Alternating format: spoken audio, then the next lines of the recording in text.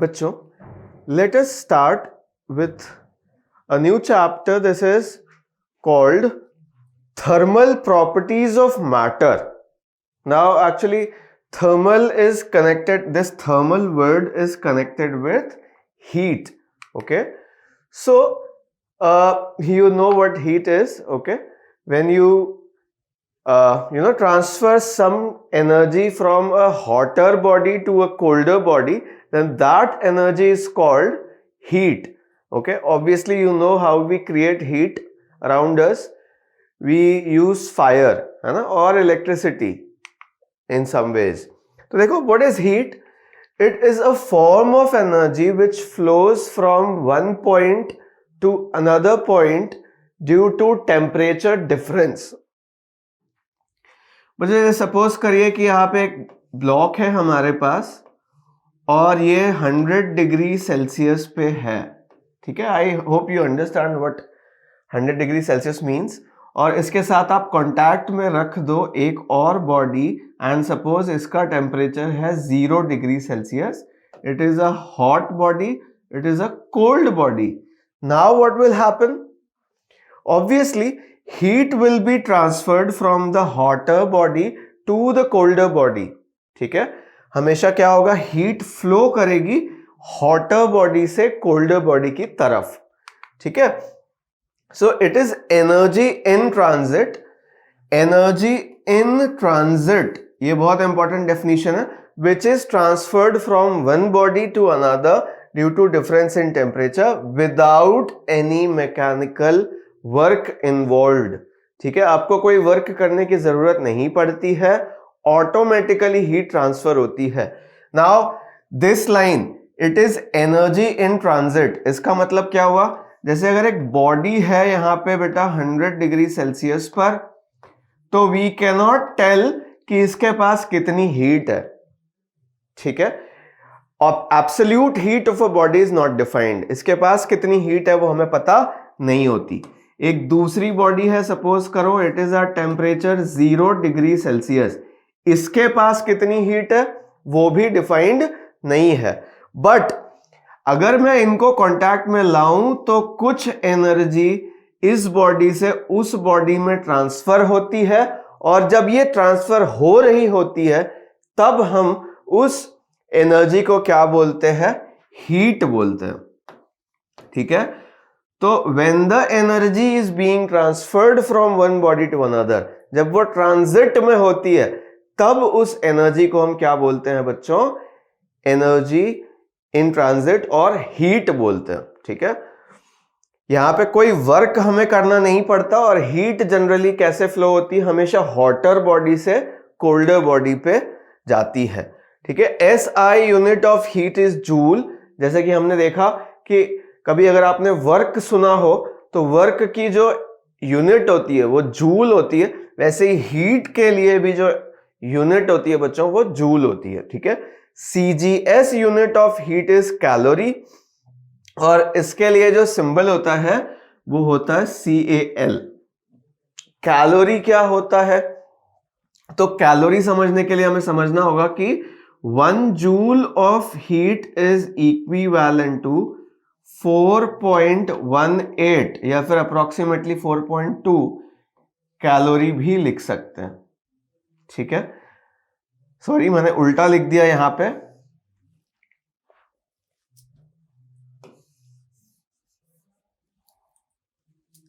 Actually 1 calorie is equal to 4.18 joule होता है. ठीक है, अभी यहां पे ये उतना इंपॉर्टेंट नहीं है, कुछ देर में इसके बारे में हम समझते हैं कि ये 1 कैलोरी मतलब कितनी हीट होती है. ठीक है, आगे चलते हैं. डायमेंशन वही है इसका जो वर्क के लिए होता है, और वर्क के लिए डायमेंशन फॉर्मूला कैसे निकालते हैं हम लोग? Work is equal to force into displacement. Force के लिए mass into acceleration into displacement. ये ले लेते हैं. मास हमारे लिए क्या हो जाएगा? m. एक्सेलरेशन हो जाएगा LT-2, और डिस्प्लेसमेंट क्या हो जाएगा? L again. So this formula will come out mL2T-2. ठीक है, ये हीट के लिए डायमेंशनल फॉर्मूला हमारे लिए बन जाएगा। अब मैं आगे चलता हूं और एक नई क्वांटिटी की तरफ चलता हूं, टेम्परेचर। ये one of the 7 basic quantities हैं, ये किसी और क्वांटिटी पर डिपेंड नहीं करता, बिल्कुल ही बेसिक है, बिल्कुल ही इंडिपेंडेंट है। What does temperature mean? तो ऑब्वियसली अगर मैं इस एनिमेशन को आपको दिखाऊं तो अगर कहीं आप आग के पास, if you come close to a fire, ठीक है, तो you will see that it is very hot, and if you go near a block of ice you will say that it is cold. So this measurement of hotness or coldness is called temperature. ठीक है, तो temperature हमेशा जब भी किसी hot body के पास जाते हैं तो ज्यादा मिलता है। If we go near a cold body the temperature becomes low, obviously. तो स्टेटमेंट क्या है? Temperature is the degree of hotness और coldness, how hot a body is, ठीक है, और how cold a body is, that measurement is done in terms of temperature. Temperature quantity के terms में हम इसको करते हैं, ठीक है। और ऑब्वियसली टेम्परेचर को मेजर करने के लिए जो इंस्ट्रूमेंट होता है, you all know what it is called, it is called a thermometer, ठीक है। उसमें एक लिक्विड होता है in a glass tube, and as you keep on heating the liquid it expands, ठीक है, and some scale is present in near the tube, और वो हमें बताता है जहां तक भी वो लिक्विड गया है हम वहां से रीड कर लेते हैं कि what is the temperature around this thermometer, ठीक है। तो क्या है? When heat is given to a body, ठीक है, and its state does not change, ध्यान से सुनना है हमें पहले। When heat is given to a body and its state does not change, the temperature of the body rises. ये बहुत खास बात है। अगर किसी बॉडी को आप क्या करते हो, सपोज करो बेटा this is a block and we put it over fire, ठीक है, फायर के ऊपर मैंने इसको रख दिया, तो क्या होता है? ये हीट होना शुरू हो जाती है और इसका टेम्परेचर क्या करने लगता है? इंक्रीज होने लगता है। But there is a condition, उसका स्टेट चेंज नहीं होना चाहिए। स्टेट चेंज का मतलब क्या हुआ कि वो सॉलिड है तो वो लिक्विड में कन्वर्ट ना हो, लिक्विड है तो गैस में कन्वर्ट ना हो रहा हो, then you will see that the temperature of the body rises, and if heat is taken from a body, ठीक है, if heat is taken from a body its temperature falls। कहने का मतलब क्या हुआ कि अगर किसी बॉडी से हीट को हम एक्सट्रैक्ट कर ले, निकाल ले, तो उसका टेम्परेचर क्या होने लग जाता है बच्चों? लो होने लग जाता है। अब ऐसा कैसे? तो जैसे सपोज करो कि if there is winter season and you take a cup of coffee outside, ठीक है, तो what will happen? The heat from the cup of coffee, suppose करो बच्चों there is a cup of coffee like this, ठीक है, and it is having some hot coffee inside it. Coffee है यहाँ पे या टी है यहाँ पे, ठीक है, एंड व्हाट हैपेंस इज आप इसको ले जाते हो somewhere cold outside your room, और suppose there is AC running in your room and you keep this cup in that room, तो क्या होगा? Heat slowly comes out from this cup and this cup, the tea in the cup starts to cold, become cold, ठीक है, it starts to cool down.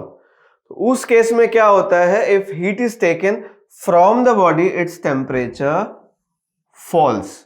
अगर किसी body को heat देते हैं तो टेम्परेचर उसका क्या हो जाएगा? बढ़ जाएगा, और अगर उसके में से हीट निकालते हैं तो उसका टेम्परेचर क्या हो जाएगा? कम हो जाएगा। यहाँ पे क्या हो रहा है? हीट बाहर जा रही है, और यहाँ पे क्या हो रहा है? हीट अंदर जा रही है। जनरली बेटा हीट के लिए we use Q as the symbol, है ना, हीट क्वांटिटी को मेजर करने के लिए generally Q symbol is used. Temperature can be regarded as the effect और कॉज ऑफ हीट, ठीक है, temperature can be regarded as the effect of cause heat. Heat की वजह से ही टेम्परेचर कंट्रोल होता है। किसी बॉडी में हीट बढ़ाने लग जाइए तो क्या होगा? उसका टेम्परेचर बढ़ने लग जाएगा। अगर उसमें से हीट हम एक्सट्रैक्ट करेंगे तो उसका टेम्परेचर क्या हो जाता है? कम होने लग जाता है। SI यूनिट ऑफ टेम्परेचर अगर मैं बताऊं तो वो क्या होता है, केल्विन। ठीक है, SI यूनिट ऑफ टेम्परेचर क्या है, केल्विन है, सेल्सियस नहीं है। You should remember this.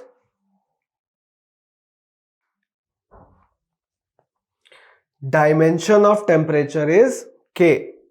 ठीक है, तो अगर डायमेंशनल फॉर्मूला ऑफ टेम्परेचर हमें निकालना हो तो वहां पे लेंथ 0 रहता है, मास भी 0 रहेगा, पावर टाइम का पावर भी 0 रहेगा, K के ऊपर 1 आ जाता है, क्योंकि टेम्परेचर मैंने बताया it is independent of all other quantities, ये one of the basic quantities में आता है।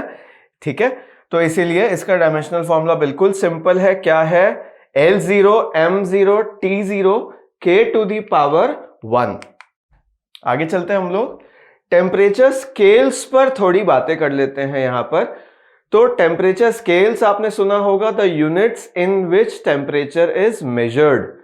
ठीक है, तो what are the units in which temperature is measured, Celsius, Kelvin और फ़ारेनहाइट स्केल्स हैं, कॉमन स्केल्स जिसमें टेम्परेचर को हम लोग मेजर करते हैं। तो वो जो टेम्परेचर है वो एक्चुअली सेम ही होता है, बट अलग अलग स्केल में उसकी वैल्यू अलग अलग होती है। ठीक है, इस बात को मैं समझाने के लिए आपके सामने, ये तो एक रिलेशन होती है जिससे हम एक यूनिट से दूसरे यूनिट को कनेक्ट कर सकते हैं। मतलब अगर हमारे पास टेम्परेचर है सेल्सियस में तो केल्विन में निकाल सकते हैं, केल्विन में है तो फ़ारेनहाइट में निकाल सकते हैं। But how was it done, ये मैं आपको शो कर देता हूं। देखिए, सबसे पहले मैं एक जनरल स्केल लेता हूं और यहां पे दो इंपॉर्टेंट टेम्परेचर्स को मार्क करता हूं। पहला है हमारे लिए आइस पॉइंट। आइस पॉइंट का मतलब क्या हुआ, वो टेम्परेचर जहां पे आइस मेल्ट करती है या फिर वाटर फ्रीज होकर आइस में कन्वर्ट हो सकता है। Let us right this temperature, अगर सेल्सियस में लिखूं तो वो 0 डिग्री सेल्सियस हो जाता है।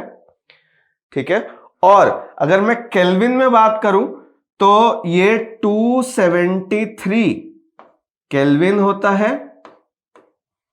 ठीक है, ये 273 केल्विन होता है। और अगर मैं फ़ारेनहाइट में बात करूं तो ये 32 डिग्री फ़ारेनहाइट होता है।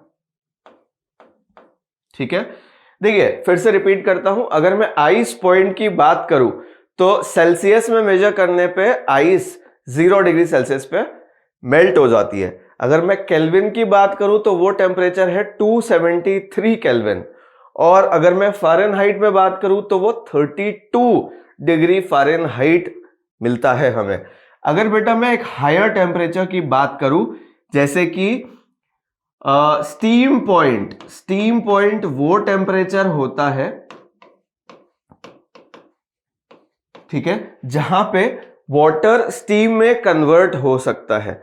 बच्चे, ये टेम्परेचर अगर डिग्री सेल्सियस में हम मेजर करें तो ये 100 डिग्री सेल्सियस, अगर मैं केल्विन में मेजर करूं तो 373 केल्विन, और अगर मैं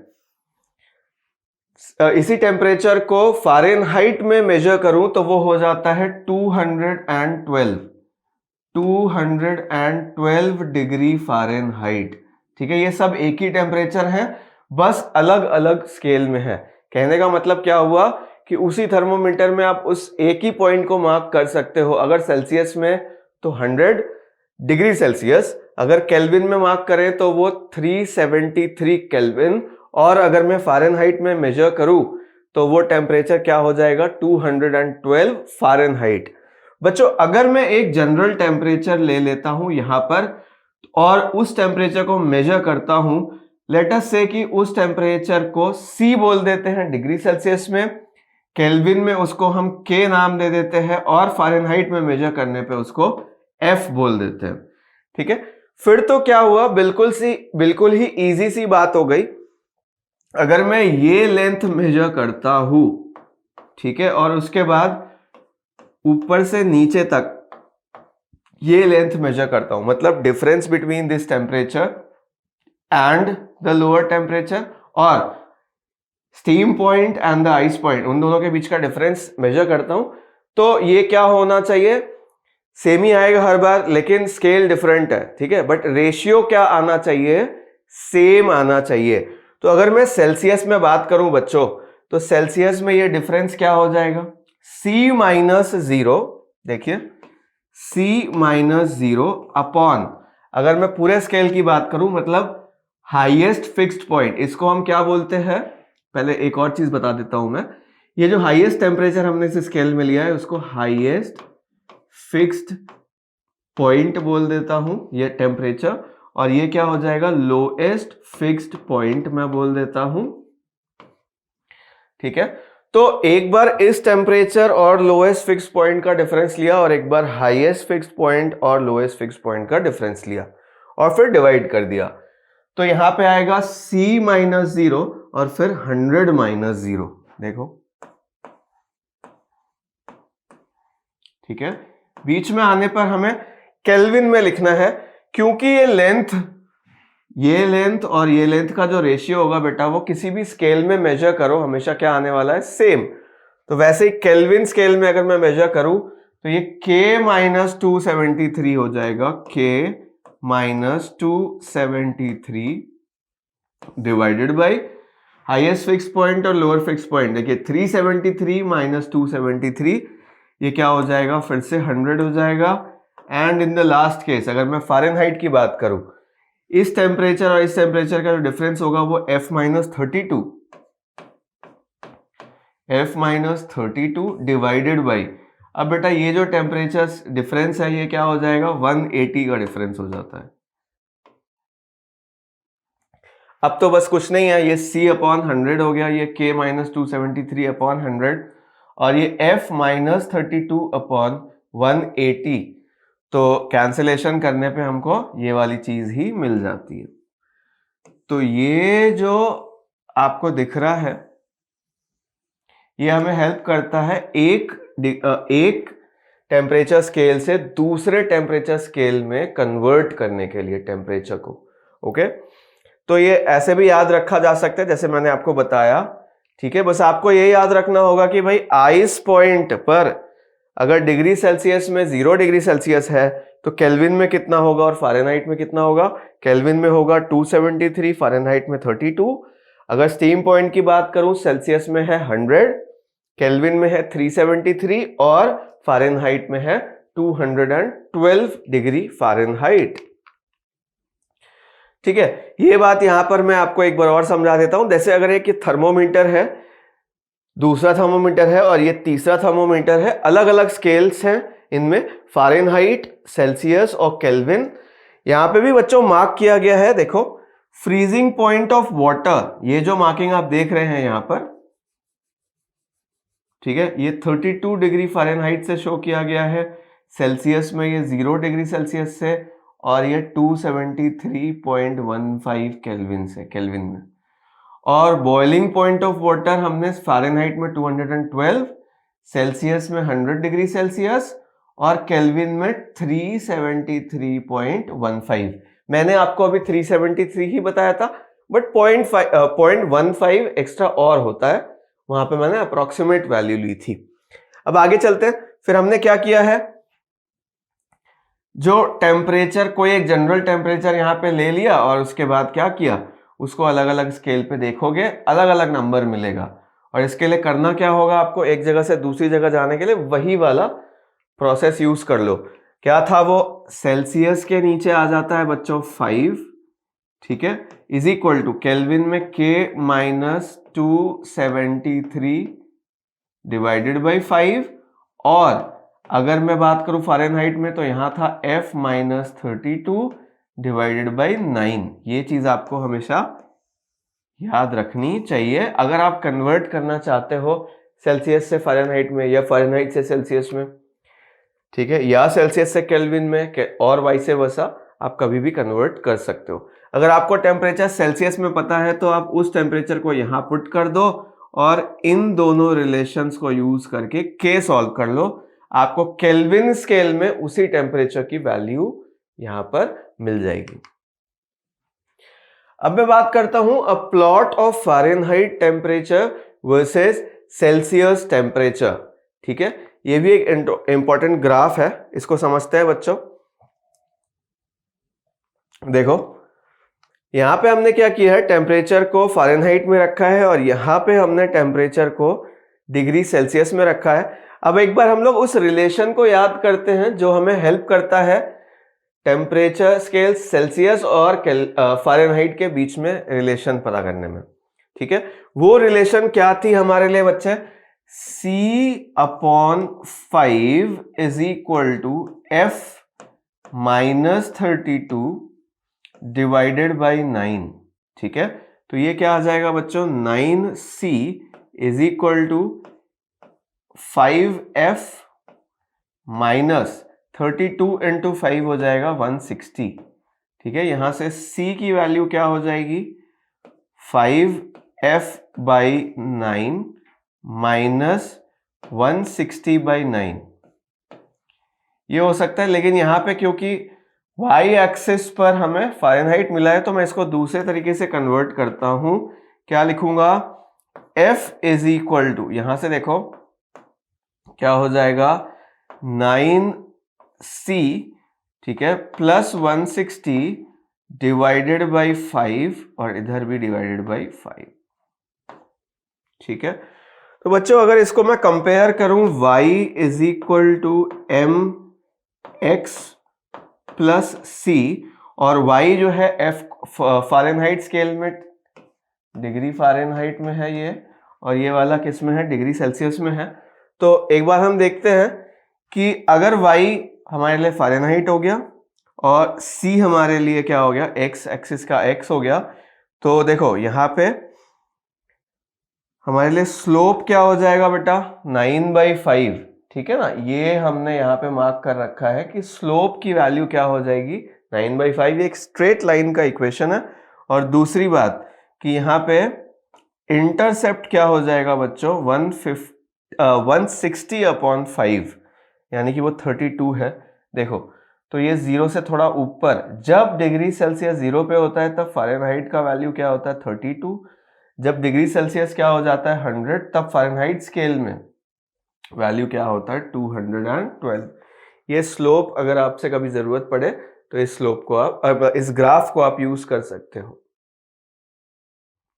ऐसा ही एक सिमिलर ग्राफ हम किसके बीच में बना सकते हैं, सेल्सियस और केल्विन के बीच में बना सकते हैं। ऐसा ही ग्राफ हम फ़ारेनहाइट और केल्विन के बीच में भी बना सकते हैं। It is not very difficult, आपको बस ये वाली रिलेशंस याद होनी चाहिए। ठीक है, तो टेम्परेचर स्केल्स की फिर से बात आई। टेम्परेचर क्या है, on one scale can be converted into other scale using the following identity. वो आइडेंटिटी क्या है, हमने अभी अभी देखी थी।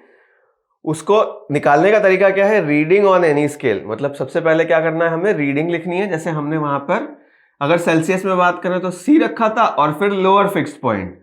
तो सेल्सियस स्केल में अब अगर आप याद करो तो लोअर फिक्स्ड पॉइंट क्या था, 0 डिग्री सेल्सियस, और अपर या हायर फिक्स्ड पॉइंट क्या था हमारे लिए, 100 डिग्री सेल्सियस, है ना।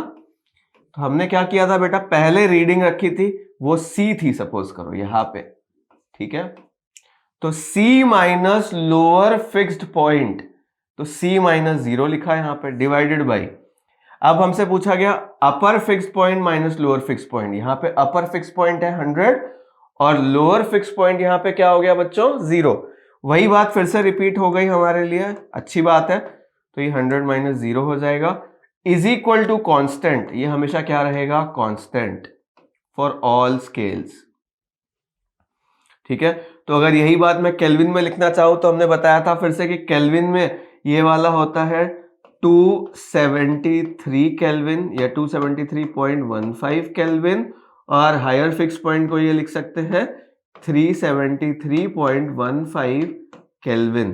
तो फिर से केल्विन के लिए लिखना हो तो क्या लिखोगे आप, के माइनस 273.15 में यहां पे गायब कर देता हूं, 373 एक बार लिख देता हूं, माइनस 273, और फिर से ये क्या हो जाएगा, कांस्टेंट हो जाएगा। तो ऊपर वाली इक्वेशन और नीचे वाली इक्वेशन को इक्वेट कर सकते थे, ये दोनों चीजें बिल्कुल सेम होंगी, इक्वल होंगी for both the scales. Fahrenheit के लिए भी ऐसे ही लिख सकते थे, है ना। लोअर फिक्स पॉइंट इसमें क्या होता है याद करो, अगर मैं पूछूं लोअर फिक्स पॉइंट मतलब आइस पॉइंट पर फ़ारेनहाइट में क्या होता है, तो आपको याद आएगा वो क्या होता था, याद करो 32 डिग्री फ़ारेनहाइट। और हायर फिक्स पॉइंट या अपर फिक्स पॉइंट वहां पे क्या हो जाएगा, याद करो 212 डिग्री फ़ारेनहाइट। तो ये आइडेंटिटी अगर याद है तो हमेशा काम हो जाएगा। इस आइडेंटिटी को हमें हमेशा ध्यान में रखना चाहिए, reading on the scale minus lower fix point, ठीक है, ये न्यूमरेटर में, और फिर upper fix point minus lower fix point, and this will be equal to some constant. आगे चलते हैं बच्चों, एक क्वेश्चन ले लेते हैं हमारे सामने और उसी आइडेंटिटी को यहां पर यूज करने की हम कोशिश करते हैं। The upper and lower fixed points on a faulty thermometer, faulty मतलब कि जब एक्चुअली आइस में डुबोते हैं तो सपोज करो वहां पर जो टेम्परेचर एक्चुअली आना चाहिए था 0 डिग्री सेल्सियस, है ना, वो कुछ और ही आ रहा है, तो वो फॉल्टी है। 0 की जगह 20 आ रहा है, 0 की जगह 30 आ रहा है, या 0 की जगह -2 डिग्री सेल्सियस आ रहा है, तो that is a faulty temperature, ठीक है। तो upper fix point and lower fix point in the thermometer are, यहाँ पे 5 डिग्री सेल्सियस को हम लोअर ले लेते हैं, 105 डिग्री सेल्सियस को हम हायर फिक्स पॉइंट ले लेते हैं। If the thermometer reads 25 degree Celsius, ठीक है, what is the actual temperature, actual temperature हमें बताने को कहा गया है। देखो मैं फिर से वही वाली आइडेंटिटी यूज करूंगा, यहां पे हम लोग लिखते हैं बेटा अपर फिक्स्ड पॉइंट और हम नीचे लिखते हैं लोअर फिक्स्ड पॉइंट, ठीक है, अपर fix point lower fix point. बात हुई लोअर फिक्स पॉइंट की, तो वहां पे हमें लेना है बच्चों 5 डिग्री सेल्सियस, देखिए 5 डिग्री सेल्सियस, और यहां पे हमें लिखना है 105 डिग्री सेल्सियस। ये तो हुई गलत वाली रीडिंग, और एक्चुअल वाला जो स्केल होता है उसको भी देख लो, यहां पे क्या होना चाहिए था 0 डिग्री सेल्सियस और यहां पे 100 डिग्री सेल्सियस, ठीक है। यहां पे जो टेम्परेचर दिया हुआ है वो कितना दिया है 25 डिग्री सेल्सियस, और ये वाला टेम्परेचर हमें पता नहीं है, उसको मैं T बोल देता हूं, ठीक है। आइडेंटिटी क्या थी, फॉर यूनिट कन्वर्जन एक बार याद करते हैं जो हमने अभी अभी देखी थी। देखिए वो क्या कहता है, रीडिंग ऑन एनी स्केल, कोई नई स्केल आ जाए तो reading minus lower fix point divided by upper fix point minus lower fix point, देखिए, ठीक है।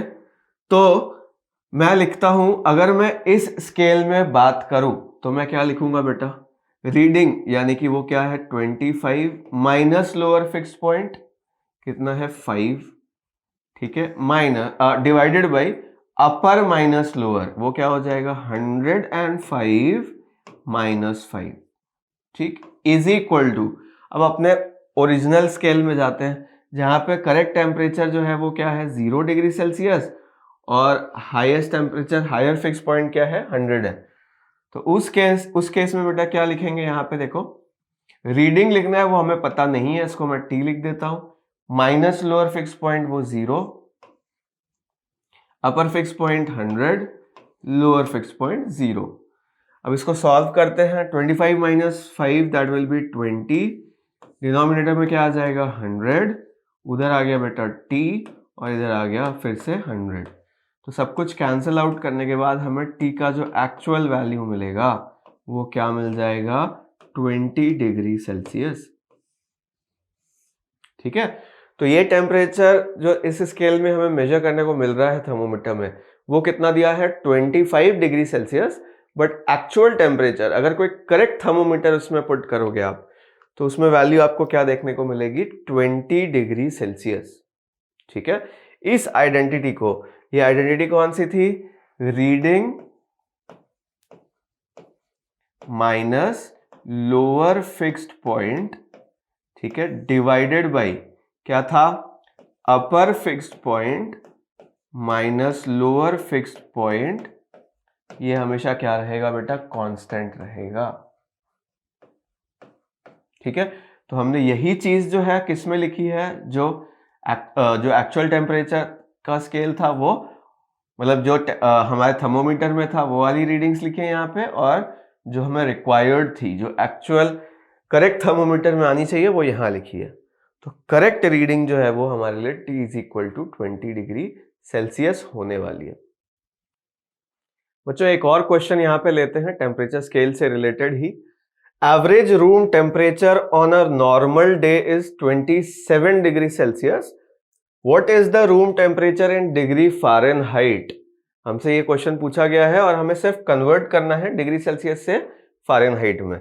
तो फिर से मैं वही आइडेंटिटी यूज करने जा रहा हूं, ठीक है। व्हाट इट सेज इज कि सेल्सियस माइनस, देखो पहले याद करते हैं हम लोग कैसे करते थे इसको। फिर से यहां पे क्या करो, लोअर फिक्स्ड पॉइंट लिखो, यहां पे अपर फिक्स्ड पॉइंट लिखो दोनों स्केल्स में, और यहां पे लिखो रीडिंग,